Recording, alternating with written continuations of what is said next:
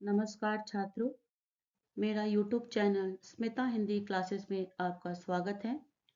BBA कथा परचम first year की पुस्तक का पहला लेसन है गले की जंजीर और जिसके लेखक हैं अमरकांत जी। तो आइए छात्रों, हम सबसे पहले लेखक अमरकांत जी का जीवन परिचय जानते हैं। इनका जन्म 1 जुलाई 1925 बलिया जिला में हुआ था और इनका निधन इलाहाबाद 17 फरवरी 2014 को हुआ था। हिंदी साहित्य में एक भारतीय लेखक थे। उनके उपन्यास इन्हीं हथियारों में से उन्हें 2007 में साहित्य अकादमी पुरस्कार और वर्ष 2009 में व्यास सम्मान दिया गया। 2009 के लिए ज्ञानपीठ पुरस्कार से भी उन्हें सम्मानित किया गया था। अमरकांत को प्रमुख पुरस्कारों में एक माना जाता है। ये अमरकांत की कहानी लेखन परंपरा के लेखकों को निश्चित रूप से अपने व्यक्तित्व से उस परंपरा में कुछ बेहतर जोड़ने का श्रेय दिया जाता है। भारत में रहने वाले थे, पेशा था इनका लेखक, उपन्यासकार, भाषा थी इनकी हिंदी, राष्ट्रीयता थी इनकी भारतीय। उल्लेखनीय कार्य इन्होंने किया इन्हीं हथियारों से, काले उजाले दिन, कुछ यादें कुछ बातें। उल्लेखनीय पुरस्कार मिला इनको, ज्ञानपीठ पुरस्कार 2009, साहित्य अकादमी पुरस्कार 2007 और वर्ष 2009 में सोवियतलैंड नेहरू पुरस्कार, ज्ञानपीठ पुरस्कार, मैत्री शरण गुप्त पुरस्कार, यशपाल पुरस्कार और जन संस्कृति पुरस्कार मिला। गले की जंजीर कहानी का सारांश जानने से पहले आइए इसकी थोड़ी एक झलक देखते हैं। गले की जंजीर अमरकांत द्वारा लिखी एक ऐसी कहानी है जिसमें एक समस्याओं पर अलग अलग लोगों की विचारों की दृष्टि को बड़े ही व्यंग्यात्मक एवं हास्यपुट के साथ वो प्रस्तुत करते हैं। लेखक अपने मित्र जगदीश के गले की सोने की चेन को देखकर मोहित हो जाते हैं और वे बड़ी ही बेशर्मी से पहनने के लिए अपने दोस्त से मांग लेते हैं। बाद में गुम हो जाता है और लोग उन्हें उल्टी सीधी सलाह देते हैं जो कि खत्म ही नहीं होती और बात वहां पर खत्म होती है जहां पर उन्होंने शुरू की थी। जो लेखक ने साबित किया वही होता है। आइए अब जानते हैं गले की जंजीर कहानी का सारांश। इस कहानी का सारांश कुछ इस प्रकार है। शर्मा जी एक सीधे साधे पत्रकार हैं और प्रेस की बिल्डिंग के छत पर ही उनका कमरा है। एक दिन उनका एक मित्र जगदीश शहर से उनसे मिलने आता है और जगदीश बहुत ही आकर्षक देखने में था। उस दिन भी वह धोती कुर्ते पर सोने की जंजीर पहने हुए बहुत ही ज्यादा अच्छा लग रहा था। उसके लिए लेखक ने उन्हें कहा कि जैसे पुए पर चीनी का काम कर रहा है। ये एक मुहावरा है, अर्थात सोने पर सुहागा। शर्मा जी को ये बहुत अच्छा लग रहा था। अब उनका भी मन कर रहा था कि मैं भी एक दिन ऐसे ही सोने की जंजीर पहनूं और उन्होंने तुरंत बिना सोचे समझे अपने मित्र जगदीश से सोने की चेन मांग ली। अब जगदीश ने भी दोस्ती में बिना सोचे समझे उन्हें जंजीर जो है दे दी। शर्मा जी छत पर सोने की जंजीर पहनकर सो गए क्योंकि उनका कमरा भी वहीं पर था। सुबह जगे तो देखा कि गले में जंजीर नहीं है, गायब है। उन्होंने सोचा भी नहीं था कि कभी ऐसा होगा। जब पता चला कि जंजीर नहीं है तो वे एकदम डर गए, सुन्न रह गए। वो सबसे पहले अपनी सहायक संपादक मिश्रा दादा के पास गए। वे इस छत पर ही सामने के कमरे में रहते थे। उन्होंने शर्मा जी से उल्टा ही सवाल कर दिया कि कहीं उन्होंने किसी कोठे वोठे पर तो लुटा कर नहीं आ गए। अब शर्मा जी को जब ये सुने तो उन्हें बहुत बुरा लगा। फिर मिश्रा जी ने अपना शक रामधन पर बताया कि रामधन देर रात तक कंपोज करता है। मुझे तो 16 आना शक है कि रामधन की ही कारगुजारी है। रामधन से मिश्रा जी की एक बार बाताबाती हो गई थी। बाताबाती मीन्स ऐसी बहस लड़ाई जैसी बहस हो गई थी।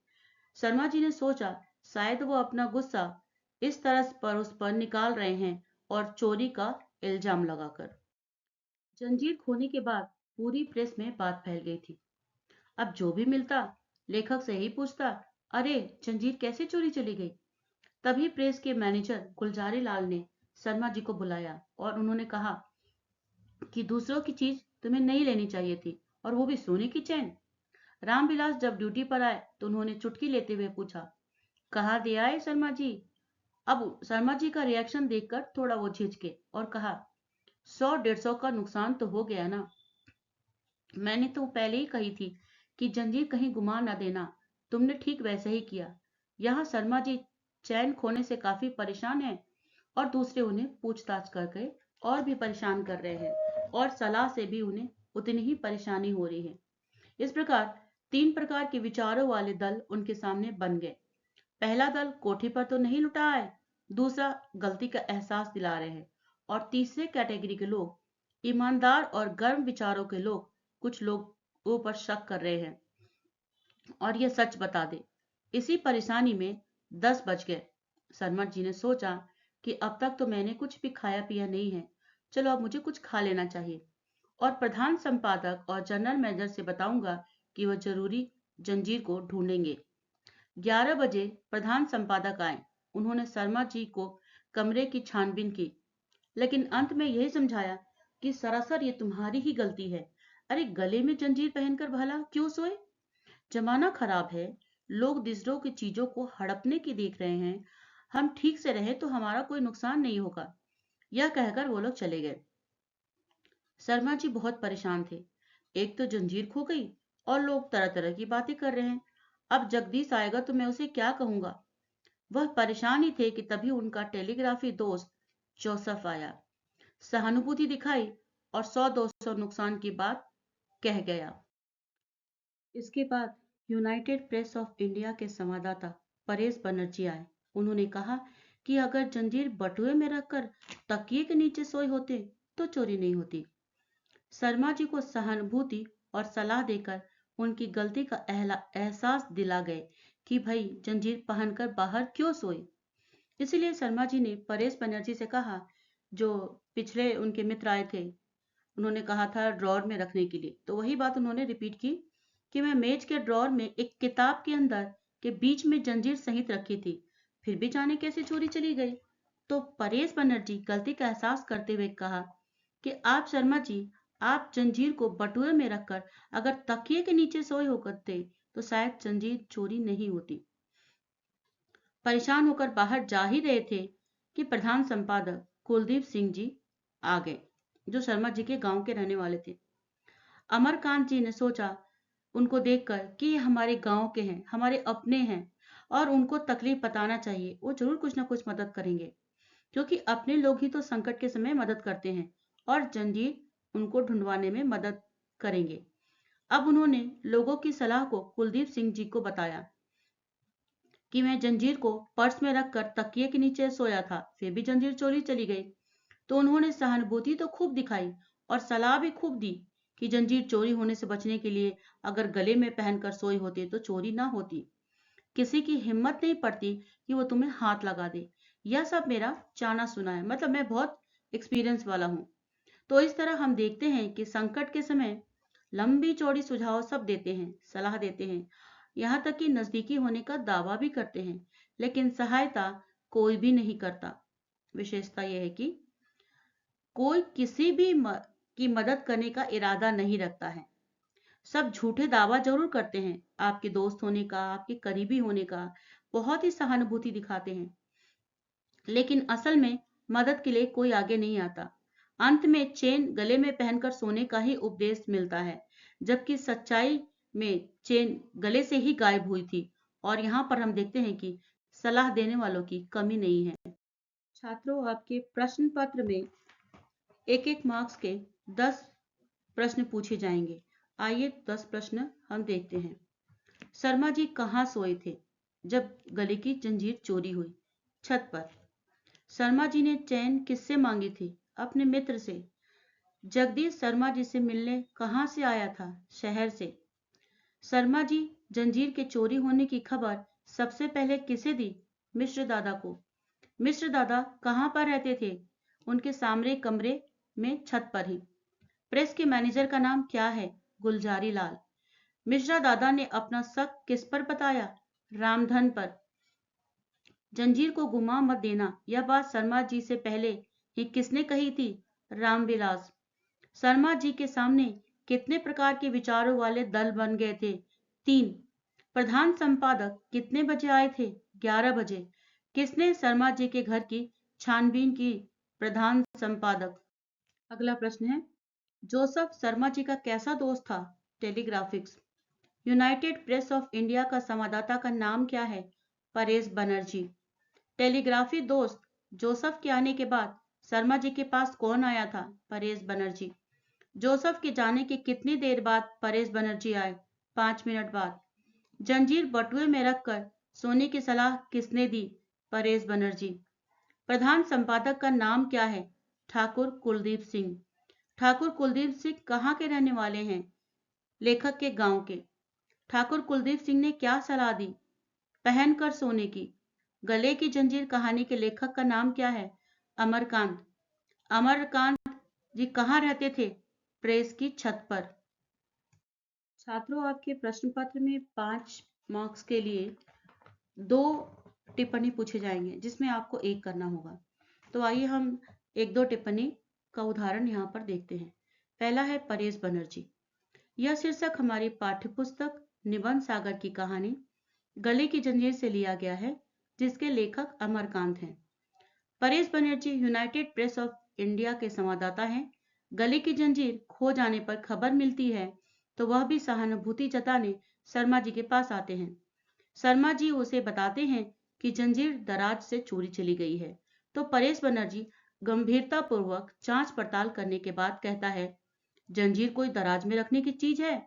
तुमने नॉवेल में यह सब तो पढ़कर देखा ही होगा कि चोर डाकू सबसे पहले कीमती चीज दराज में खोजते हैं। अरे उसे तो मनी बैग में रखकर तकिए के नीचे दबाकर सो जाते तो किसी का बाप भी पता नहीं लगाता कि जंजीर कहाँ है। शर्मा जी को उसकी बात की युक्ति बड़ी अच्छी लगी। परेश के आने के शर्मा जी कपड़े बदल बदल कर चले जाते हैं। इसी तरह आप जगदीश का भी लिख सकते हैं। स्टार्टिंग वैसा ही रहेगा कि हमारे पाठ्यपुस्तक निबंध सागर की कहानी गले की जंजीर से लिया गया है, जिसके लेखक अमरकांत है। मैंने यहाँ पे उदाहरण दे रखा है, आप देख सकते हैं। छात्रों, आपके प्रश्न पत्र में 3 संदर्भ स्पष्टीकरण या व्याख्या दिए जाएंगे, जिसमें आपको 2 करना होगा और 7 मार्क्स का होगा। तो आइए हम देखते हैं कि किस तरह से करना है। जैसे ये प्रश्न है कि आज तो गुरु आप खूब जच रहे हो, गले में सोने की जंजीर तो बस पूछो मत। आपको पहला इसमें पॉइंट लिखना है संकेत। संकेत में आपके क्वेश्चन का 1-2 वर्ड, फिर डैश डैश डैश, लास्ट का 1-2 वर्ड। इससे जो वैल्यूएटर हैं, वैल्यूएशन करने वाले, उनको पता चलेगा कि आपने कौन सा क्वेश्चन को लिया है। दूसरा है प्रसंग। प्रसंग में आपको आपके पाठ्यपुस्तक, जैसे कि पाठ्यपुस्तक है कथा परचम, और कहानी आपके गले की जंजीर से लिया गया और इसके लेखक है अमरकांत जी। ये आपके हर लेसन में पुस्तक वही रहेगा, पाठ और लेखक का नाम बदल जाएगा। नेक्स्ट है स्टेप है संदर्भ। संदर्भ में ये जो क्वेश्चन है वो किसने किससे कहा है ये लिखना है। तो यहाँ पर ये वाक्य जो है, शर्मा जी अपने मित्र जगदीश के आकर्षक व्यक्तित्व को देखकर कहते हैं। और व्याख्या में आपको पूरा डिटेल करना है, इस तरह कि शर्मा जी बताते हैं कि उनका मित्र पहले से ही देखने में बहुत ही आकर्षक व्यक्तित्व का मालिक है, और जब वो मिलने मुझसे शहर आया है तो धोती और रेशमी कुर्ता पहने बहुत ही अच्छा लग रहा था। उस पर सोने की जंजीर तो मानो कि सोने पर सुहागा। उसका यह रूप देखकर शर्मा जी के मन में भी इच्छा जगी कि वे भी ऐसे लोगों पर रोब जमाएंगे, और शायद इसी इरादे से जगदीश से गले की जंजीर मांग लेते हैं और वह दे भी देता है। विशेषता, नेक्स्ट पॉइंट है विशेषता। उसमें आपको क्या लिखना है कि इस